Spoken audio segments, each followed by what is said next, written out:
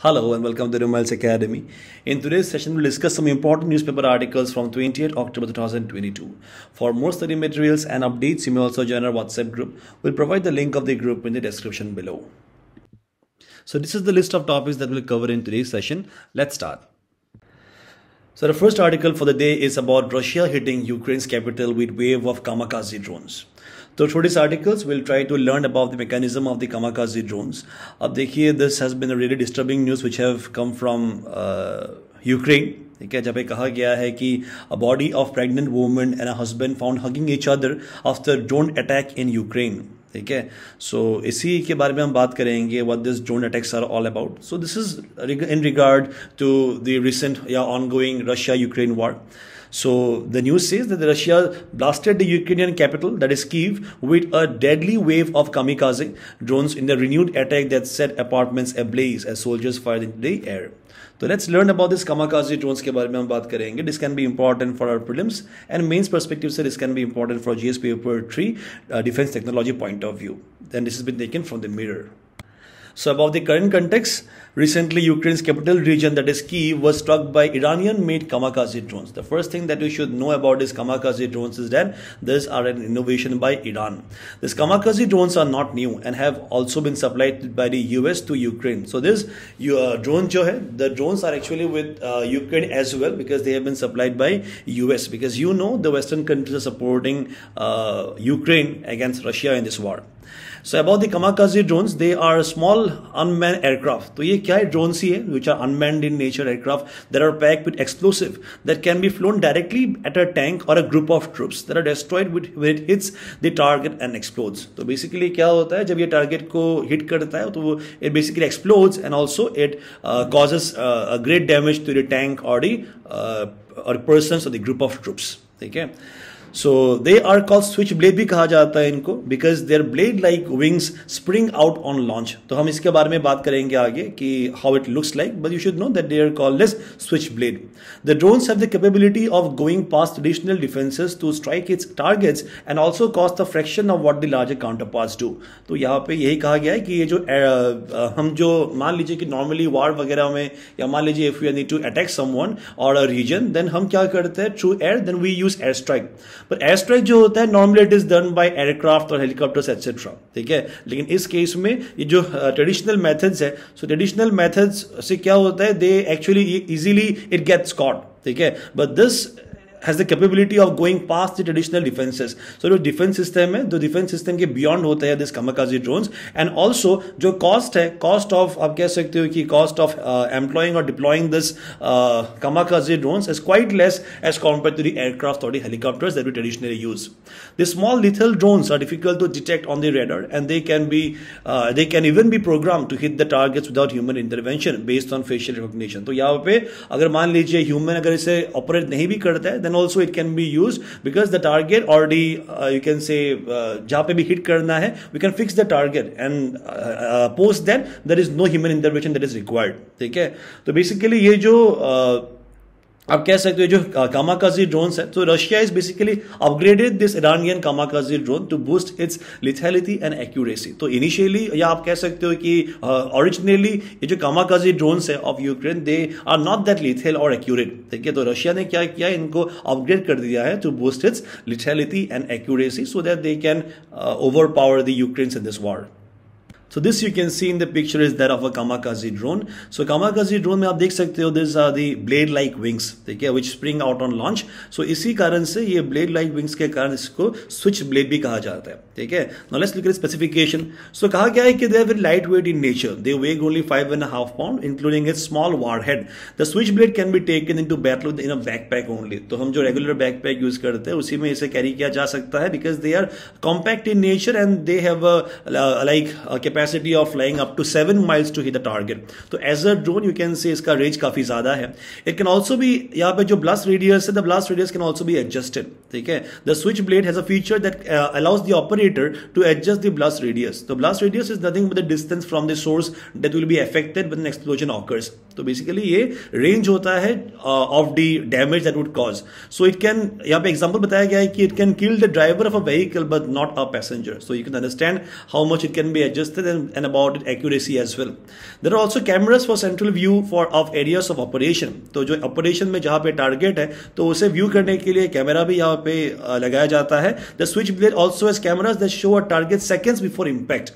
Okay, the drone cruises at 63 miles per hour and provides operators with real-time video for a centralized view of the area of operation. ठीक है, and as I told you, यहाँ पे जो kamikaze drone है इसे Russia ने upgrade किया हुआ है. and this यहाँ पे देखिए जो कंट्रीज है, like a number of countries has got this similar drones. ठीक है, kamikaze का आप कह सकते हो कि वेरिएशन या similar drones are also used by different countries like Russia, China, Israel, Iran and Turkey. ठीक है, they basically have some version of it. अब मैंने कहा था कि रशिया ने इसे अपग्रेड कर दिया है. अब रशिया में इसे कहा जाता है जिरेनियम 2. ठीक है, रशिया में इसे कहा जाता है जिरेनियम 2 एंड टर्की में इसे कहा जाता है STM cargo. So based on this topic, this is a prelims practice question. Kindly answer in the comment section. So the next article is about ORS, that is oral rehydration solution. I'm very sure आप सबने सुना होगा about ORS. जब भी कुछ बीमार होता है, मान लीजिए पेट खराब या डिहाइड्रेशन हो गया या कुछ भी लाइक फीवर वगैरह में हमेशा कहा जाता है कि ORS ले लीजिए, है कि नहीं.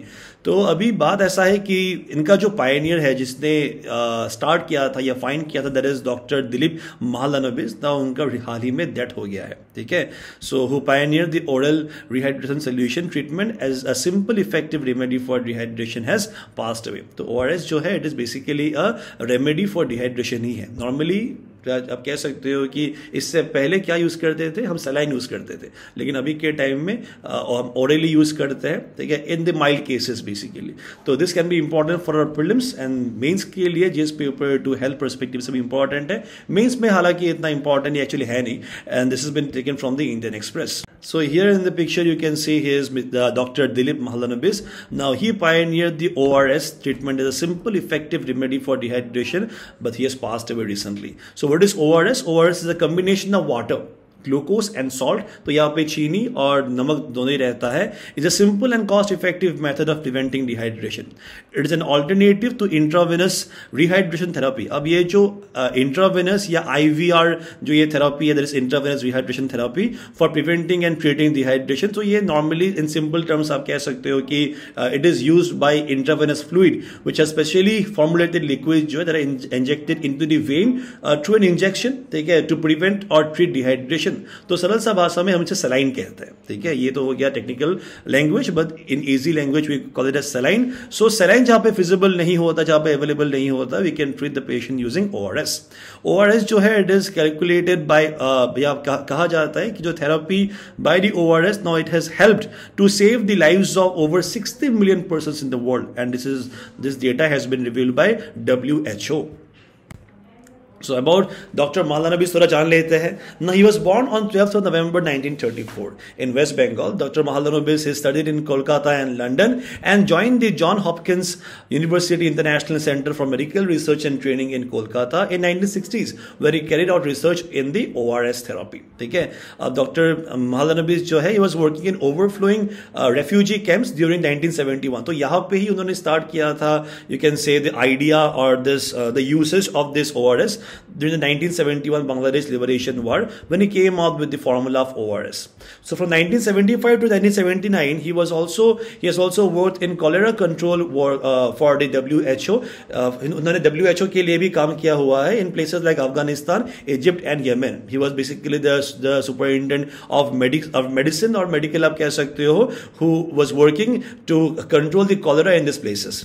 In the mid 1980s and early 1990s, he was a medical officer in the Diarrheal Disease Control Program of the WHO. So WHO में he was present for a quite long time. In 1994, he was elected a foreign member of the Royal Swedish Academy of Sciences. In 2002, Dr. Mahalanobis was awarded the first Pauling Prize in Pediatric Research. So you should know about this. That is the first Pauling Prize in Pediatric Research was awarded to the pioneer of ORS, that is Dr. Mahalanobis, for his contribution to the discovery and implementation of the ORS therapy.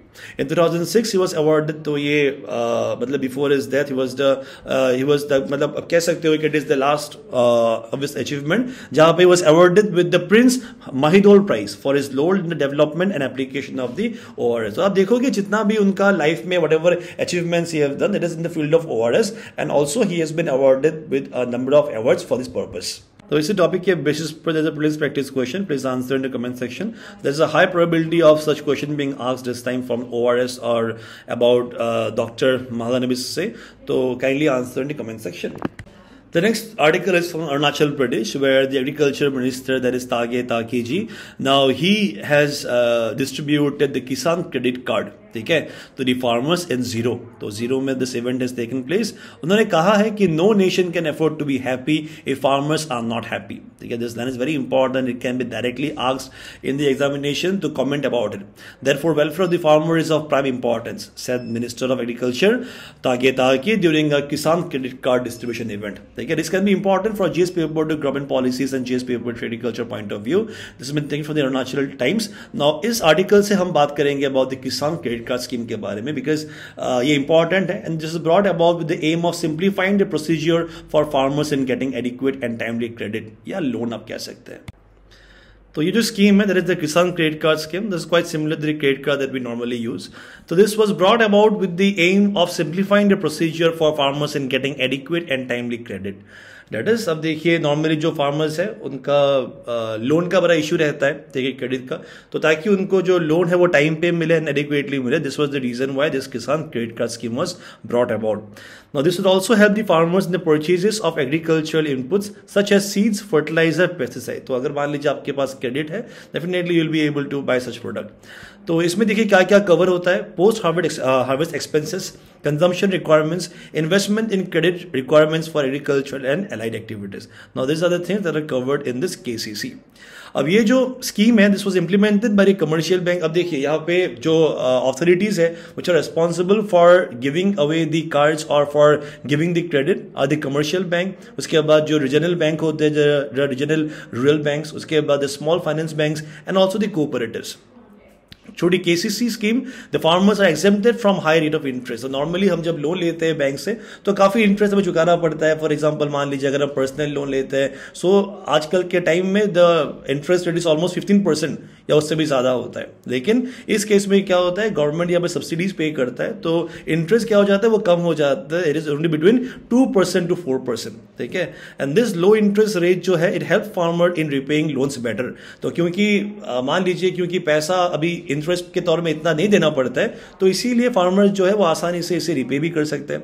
Of course taking into account the harvesting period of the crop, अगर मान लीजिए फसल सही है तो वो आराम से इसे रिपे कर सकते हैं, बिकॉज काफी कम इंटरेस्ट में ये लोन दिया जाता है, ठीक है। तो इनिशियली देखिए क्या था, ये जो आप कह सकते हो जो ये स्कीम था, the scheme was only meant for the farmers, ठीक है। जब ये 1998 के टाइम में जब ये आया था, so this was only meant for the farmers.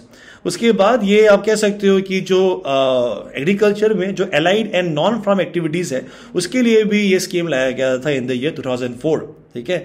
And then finally in the budget 2018 to 19, ठीक है, दैट इज 2-3 साल पहले का बात है, जब गवर्नमेंट ने अनाउंस किया था the extension of the facility of the Kisan credit card to fisheries as well, ठीक है। तो आज के टाइम में फिशरीज के लिए भी है, देन डेयरी के लिए, उसके बाद animal husbandry farmers, to help them to meet their working capital needs. So this particular scheme is applicable for a large section of the primary sector of the economy currently.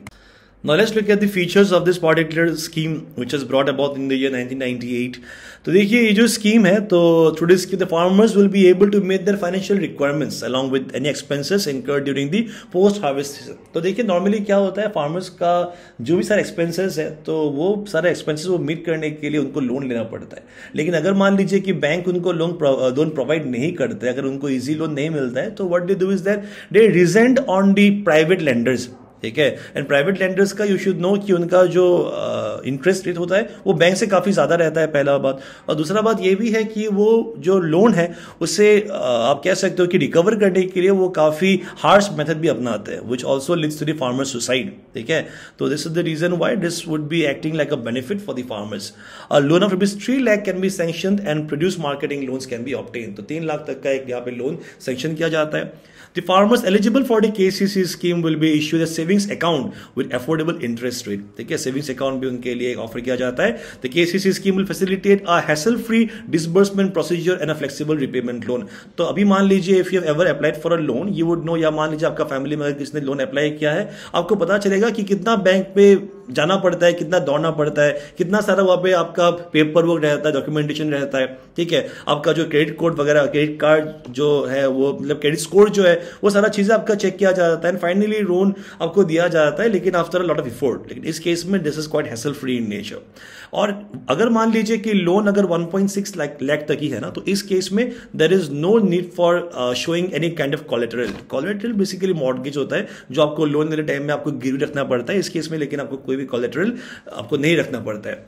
And also limit to be fixed on the basis of operational land holding, cropping pattern. तो कितना limit का loan रहेगा, that would be depending on the particular farmer कि उनका land holding कितना है, उनका cropping क्या क्या वो क्रॉप पे वो डील कर रहे हैं. तो ये सारा चीजों में the card has a validity of 5 years तक का एक वैलिडिटी होगा. उसके बाद क्या होगा, एनुअली एक रिव्यू होगा. ठीक है, मान लीजिए आपके लिए एक कार्ड इश्यू हो गया है, दैट इज किसान क्रेडिट कार्ड. तो उसके बाद जो कार्ड है that will be valid for 5 years, and finally after 5 years, एक साल या मैं आप कह सकते हो, there will be annual review, मतलब हर साल में एक रिव्यू होगा. And in case of a good credit score, मान लीजिए कि आप जो लोन है आप वो सही टाइम में आप वो रिपे कर रहे हो, तो ऐसे केस में you will be maintaining a good credit score, है कि नहीं. आज के टाइम में हम इसे कहते हैं सिविल स्कोर कहते हैं. अगर आपका जो क्रेडिट कार्ड बिल है, आपका जो लोन है, अगर आप वो सही टाइम में रिपे करते हो, then you will be having a good civil score, जो आपको लोन मिलने में भी हेल्प होता है. तो अगर आपका मान लीजिए जो फार्मर है, if his credit score is good, तो कार्ड लिमिट जो है वो फर्दर एक्सपांड किया जाएगा, उसे बढ़ा दिया जाएगा. मान लीजिए 1 लाख था तो उसे 2 लाख किया जाएगा. इस तरीके से this process would work after the validity of the 5 years. ठीक है, एंड ये जो KCC फैसिलिटी है, this will help the fisheries and the animal husbandry farmers as well to meet their short term requirements. ठीक है, जो भी requirements of rearing the animals, then birds के लिए fishes, shrimp and all the kinds of capture of fishes के लिए जितना भी इन्वेस्टमेंट होता है, तो उस केसेस में भी फिशरीज और एनिमल हस्बेंड्री में भी the KCC facility is going to help them in the long way. Now there are certain conditions और criteria that should be met by a farmer in order to avail this Kisan credit card scheme. अब देखिए, पहला बताया गया है यहाँ पे individual farmers were owners और कल्टीवेटर, जो कल्टीवेट करते हैं, जो ओन करते हैं लैंड, उनके लिए होगा. उसके बाद sharecroppers and tenant farmers. तो normally you will find all the schemes या most of the schemes are applicable for the land holding farmers. तो ये जो टेनेंट फार्मर्स है उनके लिए भी एप्लीकेबल है. And also you will find there are many SHG, that is self help group. तो self help group of the sharecroppers, तो कभी कभी मान लीजिए जो ये क्रॉपर्स है और फार्मर्स है, they basically form some kind of group, उनके लिए भी this is applicable. And also for the farmers involve in the production of crops और सच एक्टिविटीज, एज मान लीजिए as example of animal husbandry. तो ऐसे जो फार्मर्स है उनके लिए भी होगा. उसके बाद फिश फार्मर्स के लिए भी this is applicable, fish farmers, fisheries and the SHGs and the women groups as well. ठीक है, उसके बाद आप यहाँ पे कह सकते हैं about the fisherman who own a registered boat और any other type of fishing vessel. तो अगर कोई फिशरमैन के पास अपना बोट है, उनको भी ये स्कीम उनको this KCC will be given to him.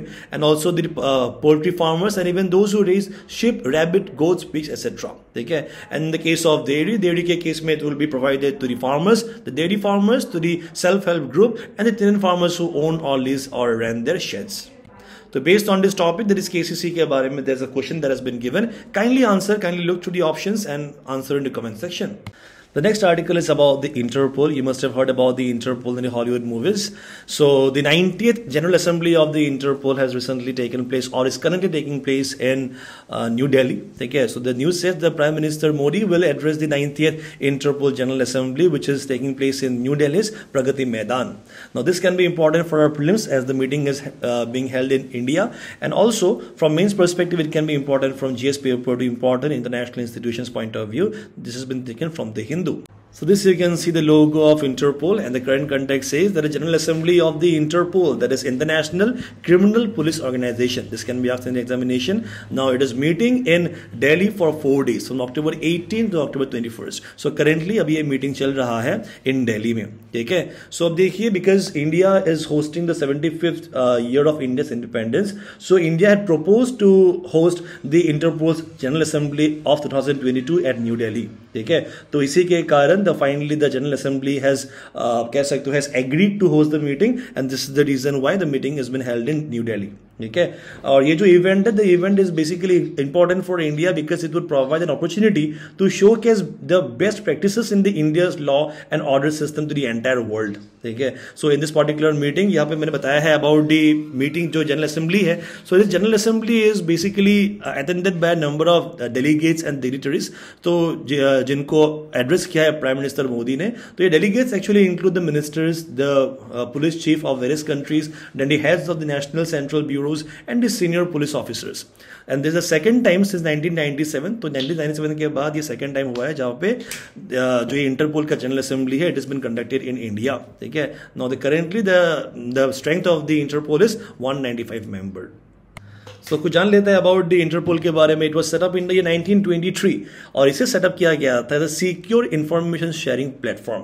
तो देखिए इंटरनेशनल लेवल पर ना ये बेसिकली एक प्लेटफॉर्म जैसा काम करता है जहां पे आपको बहुत सारा इंफॉर्मेशन मिलेगा regarding the various criminal organization, regarding the various rackets that are going on internationally. ठीक है। The facilitates criminal investigation of police forces across the globe through collection and dissemination of information receive from various police forces. तो because India भी पे member है, तो India के पास international level पर जो भी इंफॉर्मेशन रहेगा, they would update this information in the interpole और ये कभी यूज किया जा सकता है by various members of the interpole. ठीक है। इस तरीके से इंडिया भी कभी कभी यूज करता है इंफॉर्मेशन फ्रॉम द इंटरपोल। मैं रिसेंटली एक यहाँ पे आर्टिकल कवर किया था regarding the busting of child pornography racket by the CBI. तो यहाँ पे जो हेल्प था from this regarding this racket was taken from the Interpol only.